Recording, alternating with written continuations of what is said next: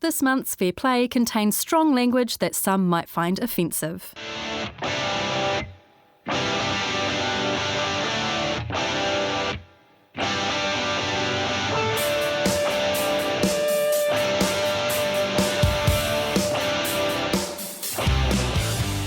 I'm Zoe George and welcome to the April episode of Fair Play, a podcast covering women in sport, from athletes and results to current affairs and issues.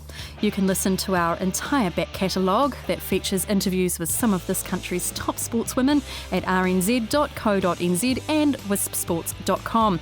At Wisp Sports, you can find a range of fantastic sports shows from around the world covering everything from rugby to sailing. And if you're after something not so sporty, there's a huge selection on rnz.co.nz. My personal favourite is Bang. It's all about love, sex, identity and relationships in modern day.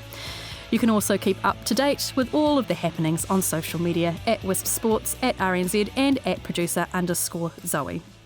On this month's episode, the President of New Zealand Cricket, Debbie Hockley, has been threatened with physical violence and referred to in sexist terms in a petition that's set up to get her dumped from the Sky cricket commentary team. We discuss what women in sports media have to cope with on a daily basis, and we find out what's being done about the petition. We hear from Fair Play co-host Sophie Devine, who won Player of the Year at this year's NZC Awards. We have post-analysis of the Com Games and an update, always, on potty parity at the Basin Reserve. This month's co-host is sports psychologist Karen Nimmo, where we're exploring narcissism. What is it? Is it actually a good thing? And how does it contribute to a team environment? But first, before we start, please note that this discussion contains adult language some people may find offensive. Debbie Hockley, the President of New Zealand Cricket, has been threatened with physical violence and referred to in sexist terms in a petition set up to get her dumped from the Sky cricket commentary team. The petition, which is on change.org, was established 4 weeks ago by Hamiltonian Chris Higgins, who says the former international cricketer must be removed from the commentary box because, quote, she says some really retarded things and her commentary is a, quote, absolute joke. The petition is being aimed at Sky TV New Zealand, who broadcasts the cricket and contracts the commentators. Earlier in the season, she acknowledged she made a rookie mistake by calling a spectator Serena Williams. Chris Higgins says he's not a fan of Debbie Hockley's commentary because she doesn't have the same level of knowledge as the male commentators. He says, quote, at least all the male commentators know the basic fundamentals and they don't say absolutely outrageous things that are just stupid. Now, for those who wish to skip forward 30 seconds to miss language that is deemed offensive, now's the time to do it. So far, 430 people have signed the petition and dozens have left their comments on it. Some comments did mention her ability as a commentator, but other comments include one saying he would, quote, smash Hockley, that she also was told to, quote, shut the fuck up. Others have called her, quote, a stupid bimbo and a, quote, cunt. But Chris Higgins doesn't support comments he believes are derogatory. He goes on to say that some of the comments were the sort of thing that my mum would say. The petition has been called misinformed, misguided and misogynistic by New Zealand Cricket. We were hoping to talk with Debbie Hockley, but she is unavailable. Fortunately, New Zealand Cricket were able to provide a statement.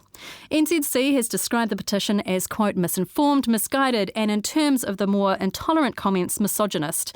This is also helplessly confused in that it incorrectly attributes to Debbie comments made by another female Sky commentator.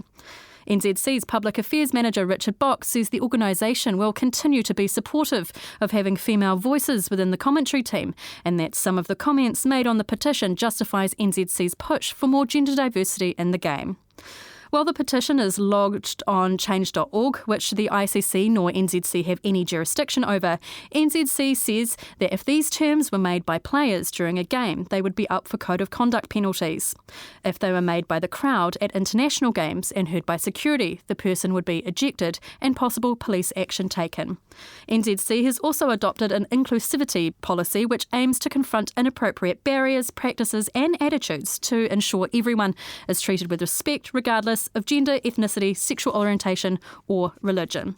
Sky Sport will be doing a review of the commentary and the team in the next little while. This happens with all sports, and then discussions and decisions will be made about the team about 2 months out from the cricket season.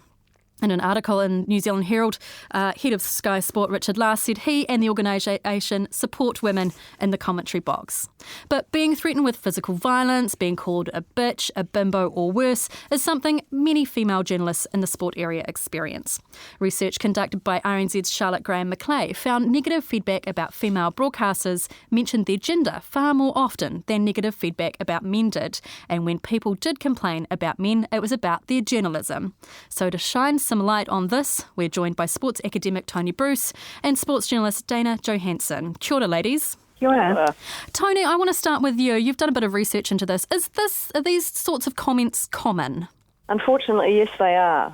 There's plenty of evidence, not just in New Zealand, not just about women in sports media, but also people like me who are academics who dare to speak out about men's sport, and sometimes female athletes who also raise issues related to how sport's dominated by males. And there's three kind of main ways that women get attacked. And they're all about, like, it's their place to make claims about sport. And that whenever women try to do that or speak authoritatively, or in Dana's case, write authoritatively, they try to delegitimate that. And the first one you've already identified, which is gender, especially looks, body shape, sexual orientation. Often women get accused of being a man or being a lesbian or, God forbid, being a feminist or a man-hater. I've been called ugly, a bone-carving wearing woman whose sexuality is questionable. I've been accused of being a feminist who failed at life and decided to take it out on men. So I just by writing about men's sport, I also come into the same kind of category. So the first one is gender. The second one is exactly the things that were sent towards Debbie Hockley, which is that women have a lack of knowledge or a lack of relevancy in terms of having no right to speak about sport, especially men's sport. And all these things come together in the sort of apparent need on the part of men to defend sport as a male space. Yeah, it was quite fascinating when I first started speaking to the man who created the petition, and he said, well, she's never played international test cricket. And I just said, okay, I'm just going to stop you there for one moment, because she did.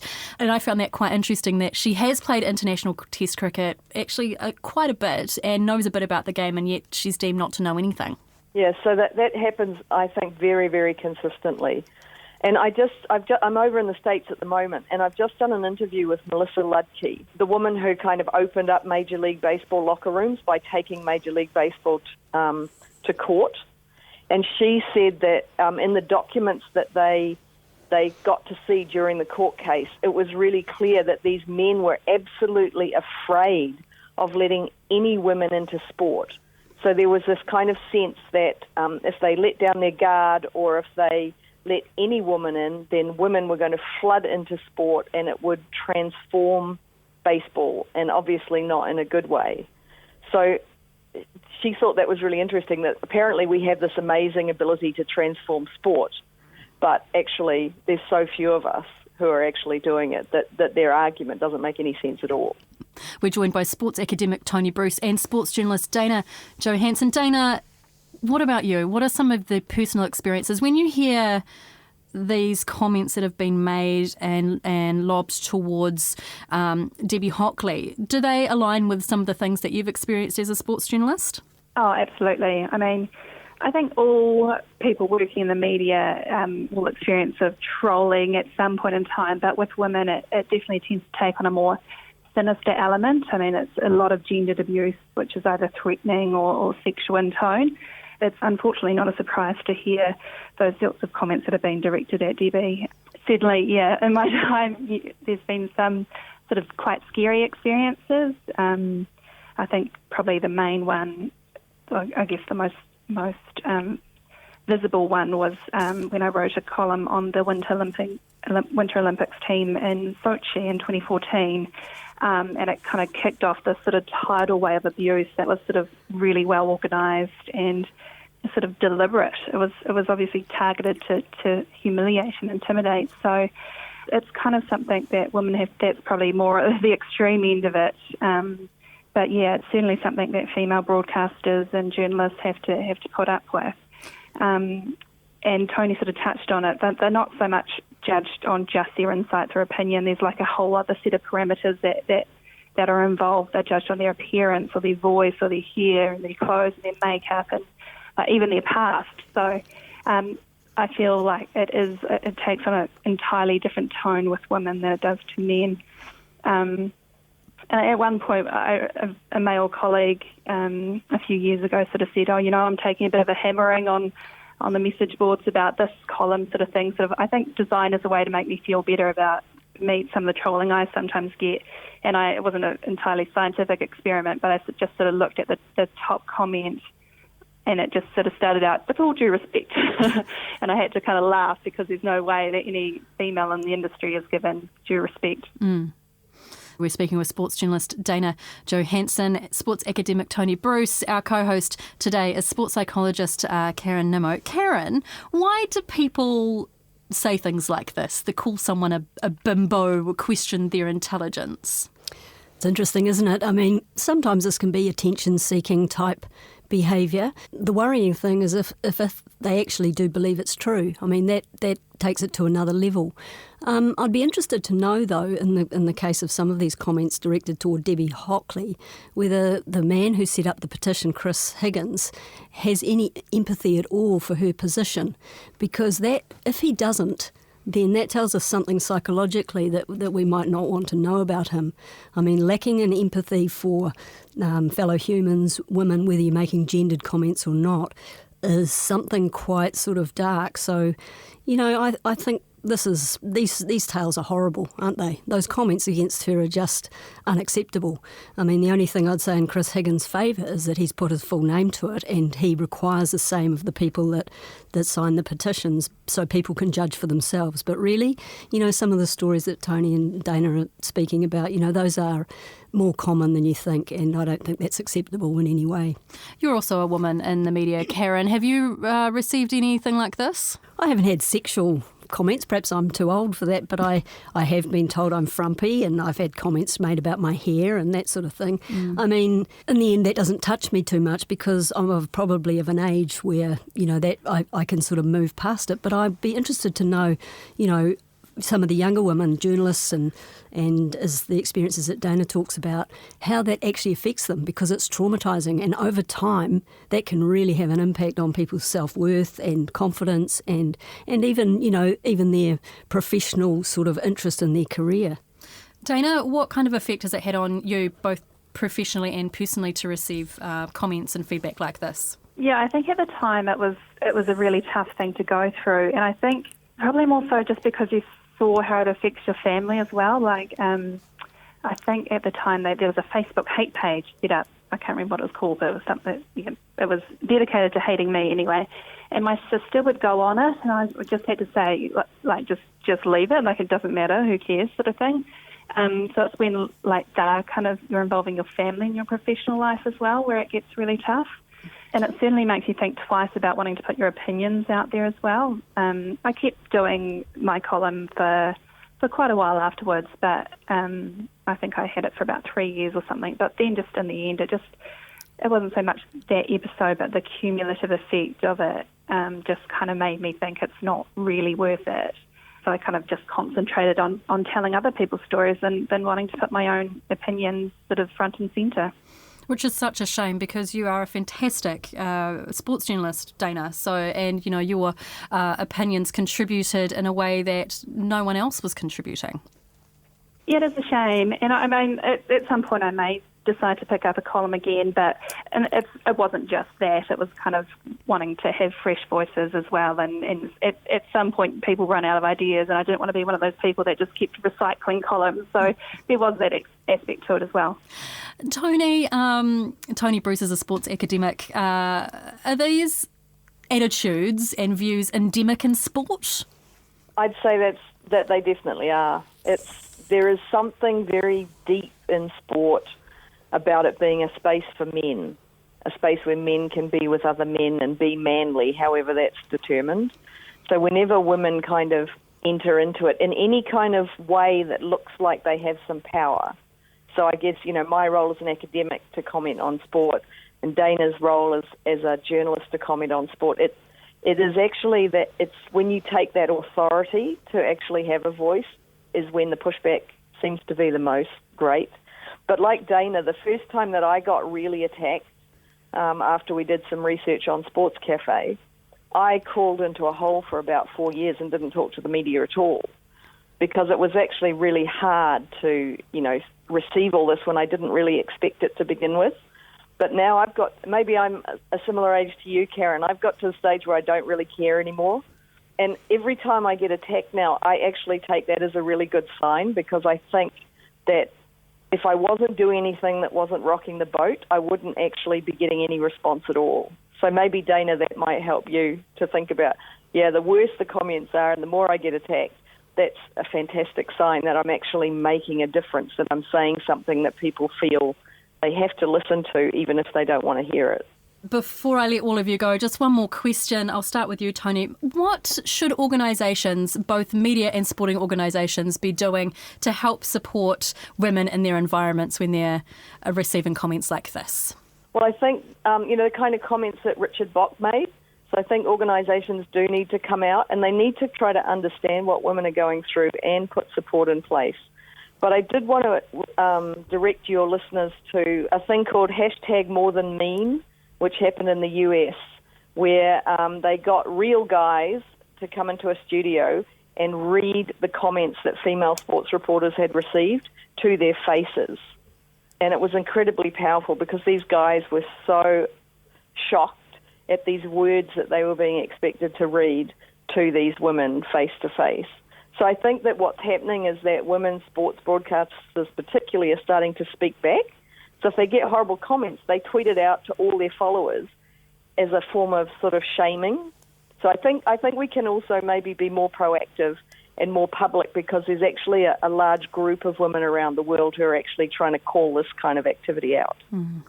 Dana, what about for you and the organisations that you've worked for and with? Have they been really supportive of you when this has happened to you? Oh, absolutely. But I think probably the big challenge for media organisations is trying to normalise women's voices in sport and growing, I guess, reflecting who they're talking about. So that, you look around most sports newsrooms in the country and there's probably only one or two women in them, if that. So they really need to focus on getting more female voices in sporting newsrooms, and so men can see that they do have valid opinions.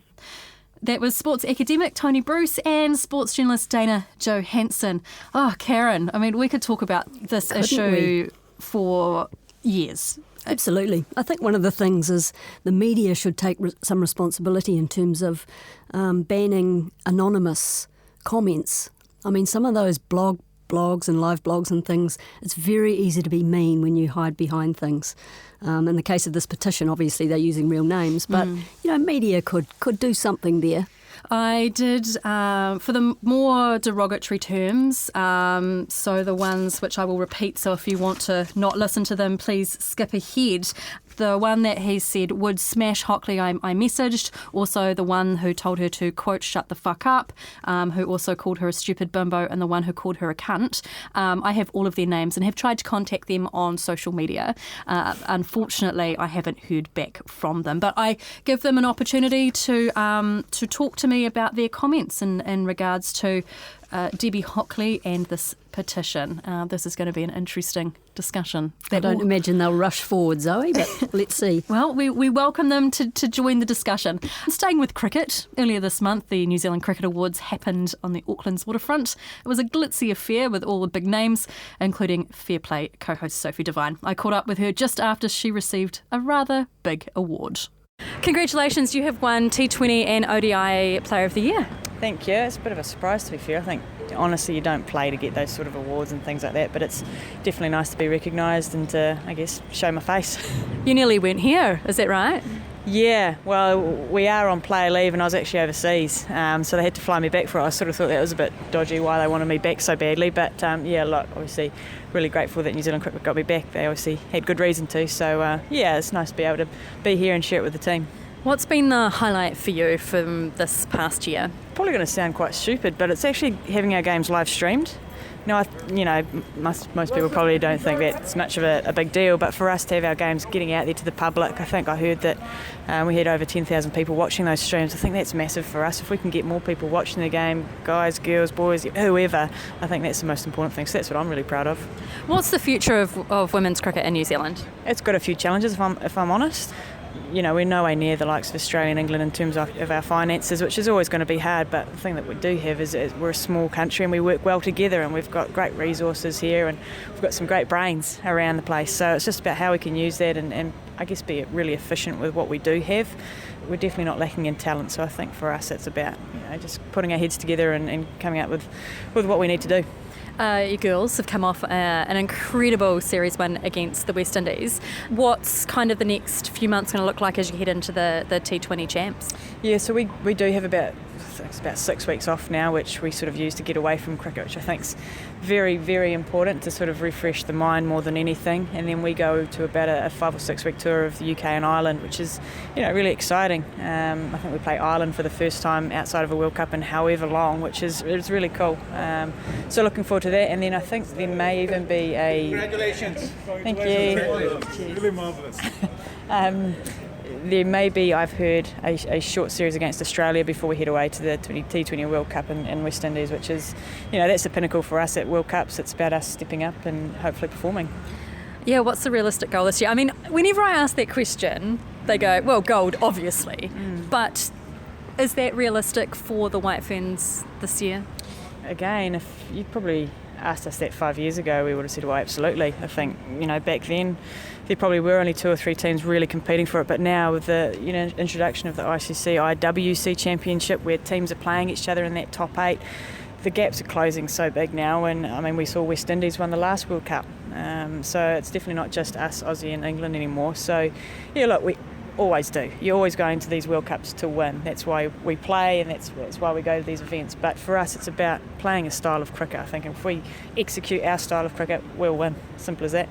Now, I have to say, before I let you go to have a celebratory bevy or two, you play a very different style of game to a lot of the women in the team. And I was talking to Hayley Tiffin this evening and talking about the way that women play when they play against men and have grown up playing against men, and the way that women play when they play against women and other girls. So do you think that we should scrap gender divide when it comes to cricket and just have cricket? Yeah, I think so. I think there's probably space for both. I think there's got to be girls out there, and I guess I'm case in point, where if you're good enough, it doesn't matter if you're playing against girls or boys. If you're good enough, that's all that matters at the end of the day. I think people can sometimes get a bit caught up on the health and safety, things like that, but look, I think people have got enough nous to know that if someone's not safe and can't handle it, then they're not playing. Easy as that. So, yeah, look, I think it'd be great to see more girls playing in with the boys, and likewise boys playing with the girls. But I think at the end of the day, we need to have the numbers playing. I think that's the most important thing. We've got to have those grassroots coming through, and we've got to get more people playing cricket. That's Fair Play co-host Sophie Devine. Moving on, I think it's great that we recognise and celebrate great talent, but what if I want to celebrate my own achievements and skills? Does that make me a narcissist, Karen? And what is narcissism? Is it actually healthy? How can we spot a narcissist, and how do we deal with them in our team environment? Where do we start with that? Where do we start? Well, I mean, narcissism we have to be a bit careful with, because it is a big word. It's, hooked to a disorder, which is, indicative of highly dysfunctional and also criminal behaviour. So we don't just throw that one around. However, if we're looking just at a broad definition, we can say it's excessive self-admiration. And the difficulty with narcissism is we need some level of it, generally in terms of our confidence. So there is a small part of it that is healthy and, can actually be good to have it within our personalities. However, when we get a cluster of things that spin out of control, like lack of empathy, as I spoke about earlier, or feeling really grandiose, superior, selfish, manipulative, those sorts of things in clusters are problematic. And when they show up in teams, they can really be quite destructive. Yeah, what kind of effect can narcissism have on a team environment? Well, the most common way I think it would play out, you'd get an athlete, usually a very good, high-performing athlete with a high degree of confidence, a pattern of relationship difficulties, and an inability to cope with frustration of players perhaps that aren't as good as him or her. So that sort of package can be really difficult, and so they can take their frustrations out on younger players and be really divisive, which obviously isn't helpful. What if I celebrate my successes? Yes. Is that a good thing, or is that a sign of a narcissist? No, you absolutely have to celebrate your successes. The thing I'd always look for when somebody's difficult in a team environment is relationship difficulties. So if they're having them with a lot of players, the coach, and it keeps recurring if they move to another team, then you've got somebody who's really difficult. And no matter how starry that player is, you have to consider whether it's worth having them in the team, because the disruptive factor can be quite marked. Okay, so we've got these disruptive players, for example. They're not going to go anywhere. So if they're not going to go anywhere, how do we cope with them? Well, that's the difficulty. They're often the best players, so, it can be tough. But I'm not everybody's of a narcissistic level. You like I say, to be really good at sport, you do need a high level of confidence. So you have to be careful that is not seen as really destructive. It's only when you have the same issues arising over and over and over again, and coaches and other players just can't deal with someone, that's when it's problematic. Are there lots of narcissists in New Zealand sport? I would say, as I said, that's a big tag to put on someone. But I would say to be really good at sport, your confidence needs to be of a super high level and kept up there. So it's quite a confusing line to walk. To be good at anything? To be good at anything. But, humility is a great trait as well, isn't it? So I think a nice balance works well. That is very true. It's a good little insight into narcissism. It's something that we can talk about for a long time. But we have to move on. Com Games, quick hits. Reasonably successful one for the Kiwi women. Talking about celebrations, overall the New Zealand team won 46 medals, and within that total, more than half were won by female athletes, which is brilliant. My highlight was definitely the sevens when it went into overtime, and then the runaway try, epic. Did you have a favourite, Karen? I would go with the hockey. Yes. The penalty shootout, I absolutely loved that. The level of tension, and then obviously the overall outcome, loved that as well.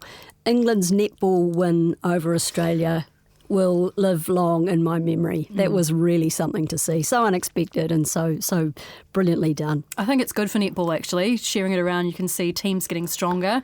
Probably not so good for the Silver Ferns who came fourth, which was, a little, not really surprising, a little bit disappointing. I mean, you saw Katrina Grant just look absolutely devastated, which it's got to be hard. How do you cope when something like that happens on the world stage in front of all of those people? You're right. It was absolutely heartbreaking to watch, wasn't it? The tears and the level of devastation. So it's kind of like a grief, a failure. It works the same way, but also the shame and the humiliation that goes with it when you were expected to do better than you have takes it to another level. And also the reactions of other people can sometimes be just as hurtful as the event itself. So, that was a triple whammy for the Silver Ferns. That was a really tough thing to do. And I think we're all aware that there was started to be some relationship breakdown within the team. And let me tell you, I've worked with men's and women's teams. And women's teams, when relationships break down, is not a pleasant place to be. It's tougher, I think, to manage than in men's teams. Really? I think so, because factions develop. I mean, I'm not saying it doesn't happen in men's, but there are some behind-the-scenes things that can be really, really tough to sort out when you are losing and when you're under the pump. So I have, great empathy for Katrina and for Janine Southby, because while, some of the decisions she made may not have been the most popular, that is one of the toughest places you can be as a coach on the end of a humiliating loss like that. Well, a full review is currently underway about their result. But I don't know if you saw it, but I definitely do. For me, it seemed like Janine Southby had lost the dressing room. And that's going to be a tough place for both a coach and a player. I think so. I mean, we don't know the details, but that's what it's indicating. That is extremely tough for her because, she would not have been able to get any messages that she wanted to through. She also would have lost her confidence. And if you lose the support, particularly of your senior players, your leadership group, then it's very hard to pull it back, particularly in the middle of a tournament. So, I hope she's got some support for herself as well, because right now, on the back of that, with a review coming up, it's not going to be very easy for her. It's going to be tough. And also we had Maria Folau back her husband's comments about homosexuals during the Com Games as well. That can't be easy to have something like that happen within the team too. No, I read something that said that wouldn't have affected the team, and I thought, which planet is that person sitting on, because it's not the same one as us. Those sort of things are immense in a team and quite divisive, difficult for Maria, but also for other players, because, it forces you to look at somebody in a slightly different light, given that those are very polarising beliefs that they're rolling out. So, yeah, difficult all round. Before we finish up, we continue our potty parity discussions. We started these a few months ago, as you remember, Karen, around the Basin Reserve Cricket Ground in Wellington. Ryan Holland from Cricket Wellington says architects are undertaking site measurements and planning for the toilet blocks in the next few days. So that's really it's good progress. Your own personal crusade, Zoe. Well done. Every month I email them and they're like, oh, here's this woman again. But no, I've been staying in touch with both the Wellington City Council and the people at the Basin Reserve, and I will continue to bring updates to you about the toilets. And, in 3 years' time, we want to have the Women's World Cup final here at the Basin Reserve, so we need to get this looking good, I reckon. We do. And that's it for this month. Karen, it's been lovely to have you on once again. What are you looking forward to in May? Is there anything exciting coming up? Oh, I haven't looked at my schedule, Zoe. I'm not too sure. There'll be lots. There'll be the netball ANZ champs starting, and there's always lots to keep an eye on. There is, and overnight as well, the rugby sevens, the women won in Tokyo too. So I love watching them this time of year. They just are kicking butt left, right and centre. Fabulous. Following on from that gold is just the Com Games is just wonderful. That's it for this episode of Fair Play. Thanks to Sophie Devine, Dana Johansson, Tony Bruce and my co-host Karen Nimmo. You can like and follow us on social media at Wisp Sports, at RNZ and at producer_Zoe. You can find all the episodes on wispsports.com and rnz.co.nz. I'm Zoe George. Don't forget to play hard but play fair.